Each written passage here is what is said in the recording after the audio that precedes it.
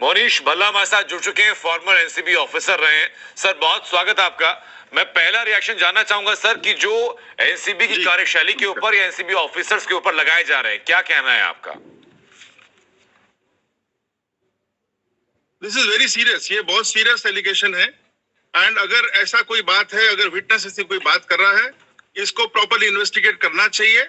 और senior officers को, जो हमारे जितने सीनियर ऑफिसर है, they should intervene into this and इसको इमीडिएट, बिकॉज विटनेस अगर इस तरह से बात कर रहा है या विटनेस हॉस्टाइल होता है या विटनेस अगर इस तरह की कोई बात करेगा, it damages the whole case और पूरा इन्वेस्टिगेशन खत्म हो जाता है आपका। जी ठीक है, अब इसमें कितनी सच्चाई है नहीं है, सब should investigate. It cannot be taken lightly. मेरे हिसाब से बहुत सीरियस एलिगेशन है और जो भी ऑफिसर इसमें हैं उन पे इमीडिएटली ऊपर से इनको एक बार रीचेक करके पूरी इन्वेस्टिगेशन करना चाहिए।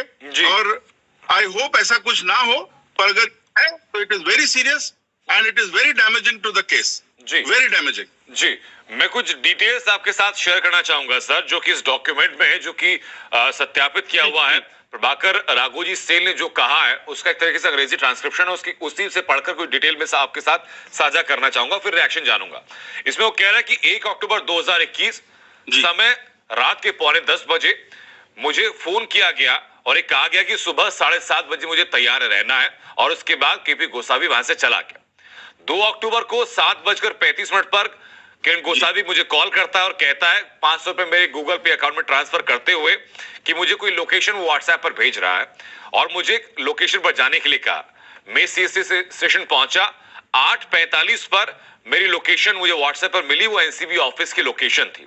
मैं वहां पहुंचा और देखा कि वहां पर एक MH12 नंबर की एक व्हाइट इनोवा कार खड़ी हुई थी। उसका पूरा नंबर उसने मेंशन किया हुआ है एनसीबी ऑफिस के बाहर। वहां पर ड्राइवर मौजूद था, उसका नाम लिया विजय सूर्यवंशी।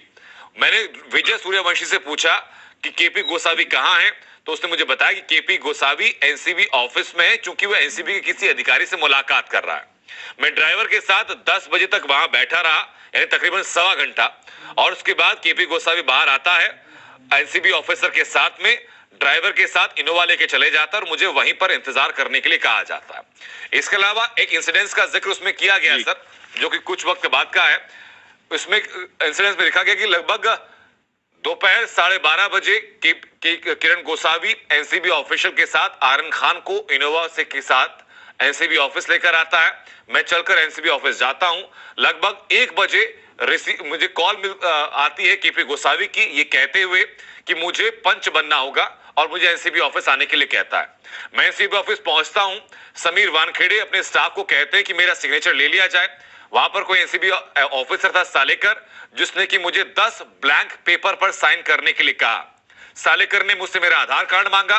प्रभाकर कह रहा है कि मेरा आधार कार्ड मेरे पास नहीं था, तो मैंने अपने व्हाट्सएप नंबर, वो व्हाट्सएप नंबर उसने मेंशन किया हुआ है, से सालेकर के व्हाट्सएप नंबर, वो व्हाट्सएप नंबर भी उसने मेंशन किया हुआ है, उसको अपना आधार कार्ड भेजा और वहां से खाना, अपना खाना और जो विजय सूर्यवंशी ड्राइवर था उसका खाना लेकर मैं वहां से वापस आ गया। अगर इन पूरी डिटेल्स की बारीकियों को सर देखते हैं हम लोग, तो क्या लगता है कि कोई एक ऐसा व्यक्ति इतनी बारीकी के साथ डिटेल्स बता सकता है जिसने पूरे प्रकरण को अपनी आंखों से ना देखा हो या पूरे प्रकरण के दौरान वहां मौजूद ना रहा हो? आपकी से जो मुझे अभी लग रहा है, जो अभी थोड़ी देर पहले चैनल्स पे चल रहा था, जो भी इंफॉर्मेशन आप लोगों से ही अभी मिली है जी, ये बहुत सीरियस एलिगेशन है। विटनेस अगर इस तरह से बात कर रहे हैं, दैट मींस विटनेस कहता है कि उस टाइम वो ऑन द स्पॉट हाजिर नहीं था और बाद में ऑफिस बुला के उसको साइन करवाया गया। जी, this is something very very serious, बहुत सीरियस एलिगेशन है और इसको कोई भी लाइटली नहीं लेगा, कोई डिपार्टमेंट इसको लाइटली नहीं लेगा। इसको टॉप से इन्वेस्टिगेट होगा अभी, और सही जो बात है उसको बाहर आना चाहिए और इसमें एक क्षण भी इसको अंदर वेस्ट नहीं करना चाहिए। जी, इसमें एक और सीरियस एलिगेशन है सर, और वो है पैसों की लेन देन को लेकर के। प्रभाकर ने दावा करते हुए मोनीश जी कहा है कि लगभग सुबह 9:45 बजे मैं उस जगह पहुंचा। उससे पहले का प्रकरण भी बता देता हूं कि उसका कहना था कि ब्लू मर्सिडीज कार में पूजा डडलानी, जिनके बारे में कहा जा रहा है कि वो शाहरुख खान की जो मैनेजर है, उनका नाम भी पूजा डडलानी है, पूजा डडलानी कार में आती है ब्लू मर्सिडीज से। प्रभाकर दावा करता है कि उन्होंने पूजा को पहचाना। वहां पर कोई व्यक्ति सैम नाम का था और कोई गोसावी मर्सिडीज में बैठते हैं, बातचीत करते हैं। उसके बाद 15 मिनट बाद वहां से सभी लोग चले जाते हैं। मैं और केपी गोसावी मंत्रालय पहुंचते हैं। केपी गोसावी, जिसको की गवाह के तौर पर रखा है एनसीबी ने, केपी गोसावी किसी से बात करता है और उसके बाद हम लोग वहां से निकल जाते हैं वाशी के लिए। वाशी पहुंचते हैं, इमीडिएटली केपी मुझे कहता है कि इनोवा कार लो और तारदेव सिग्नल जो कि इंडियाना होटल के पास है वहां पहुंचो और वहां से 50 लाख रुपए कैश कलेक्ट करो। 9:45 बजे मैं पहुंचता हूं जहां मुझे बताया गया।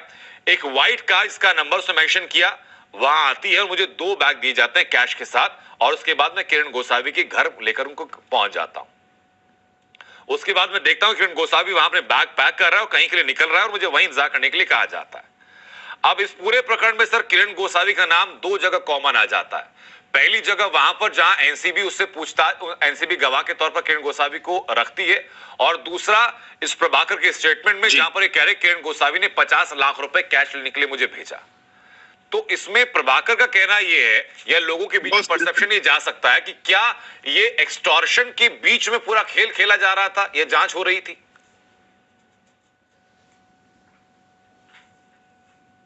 देखिए अभी क्या फैक्ट्स हैं वो तो एजेंसी जब इन्वेस्टिगेट करेंगी, एजेंसी इन्वेस्टिगेट को पता लगेगा। बट प्राइमा फेसी जो आप कह रहे हैं जी, प्राइमा फेसी ऐसी एलिगेशन लगना, दो चीजों के बारे में बताऊंगा। एक कि जो हाईकोर्ट में अगर परसों ये मैटर चलेगा ट्यूसडे को, तो हाईकोर्ट इसको बहुत सीरियसली लेगा और इसमें ये केस बहुत ज्यादा डैमेज हो चुका है अगर ये बातें हो रही हैं। And definitely high court will take view on this, because अभी मीडिया में बातें आ गई हैं सारी। सेकेंडली, डिपार्टमेंट को, सीनियर ऑफिसर्स को इसको इन्वेस्टिगेट करना चाहिए और जो भी ऑफिसर भी इन्वेस्टिगेट कर रहे थे इस केस को, उसको इसमें से साइड पे रखना चाहिए अगर इसको देखना है कि फैक्ट्स क्या हैं। देखिए मैं पहले दिन से अच्छे ऑफिसर्स में फेवर में रहता हूं, पर अगर ऐसी कोई बात आ रही है तो this is very very serious. और कोई भी इंसान कभी भी गलत आदमी को सपोर्ट नहीं करेगा, ना कोई डिपार्टमेंट सपोर्ट करेगा, ना ऑफिसर सपोर्ट करेगा, ना टॉप बॉसेस सपोर्ट करेंगे जी। ये फैक्ट्स को बाहर आना चाहिए और ये केस सही निकलेगा। अगर ये केस में ऐसी बातें हुई हैं तो ये बहुत सीरियस चीजें हैं और आई डोंट थिंक अभी हम बात कर रहे हैं तब ऊपर से ऑर्डर्स आ जाने चाहिए कि कौन क्या करने वाला है, कैसे इन्वेस्टिगेट होगा जी। ये इसके लिए 10 मिनट भी किसी को वेस्ट नहीं जी। मौनी जी, मैं आपसे एक बात और जानना चाहूंगा सर कि क्या इस मामले में एक इंडिपेंडेंट जांच होनी चाहिए, और वो मैं इसलिए कह रहा हूं सर क्योंकि ये मानने में कोई गुरेज नहीं होना चाहिए कि अगर इन बातों में, इन आरोपों में अगर 1% भी अगर सच्चाई है तो इन आरोपों का जो एम्बिट है, इन आरोपों की जो ग्रेविटी है, वो सिर्फ एक केस तक सीमित नहीं रहने वाली है। जी नहीं, आप देखिए इसमें 2 चीजें हैं जी। There are ample opportunity. कभी कभी विटनेस जो होता है वो अपना खेल अपना करता रहता है, बिकॉज उसको बहुत बड़ी अपॉर्चुनिटी मिलती है, यहाँ उसको कोई मिल जाता है, लालच दिख जाता है और जल्दी से टूट जाता है जी। बहुत से केसेस में विटनेस होस्टाइल हो जाते हैं, आपको पता है, ठीक है। तो अगर ये विटनेस का इंडिपेंडेंट दोनों का खेल है कोई, या कोई गलत काम हो रहा है तो उसको भी इन्वेस्टिगेट होना चाहिए।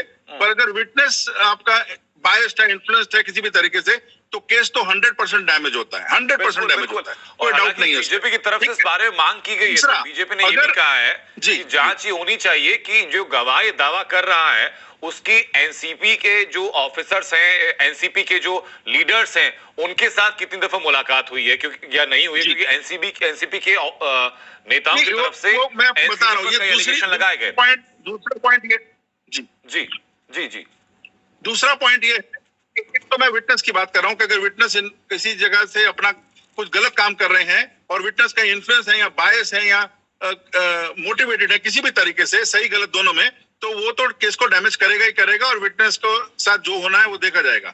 दूसरा है कि क्या ऑफिसर्स पे जो एलिगेशन लगाई जा रही है, आपने अभी जो बोला कि बहुत बड़ी डील की बात कर रहे थे आप अभी, वो अगर ऐसी कोई बात है तो भी डिपार्टमेंट इसको बहुत सीरियसली लेगा।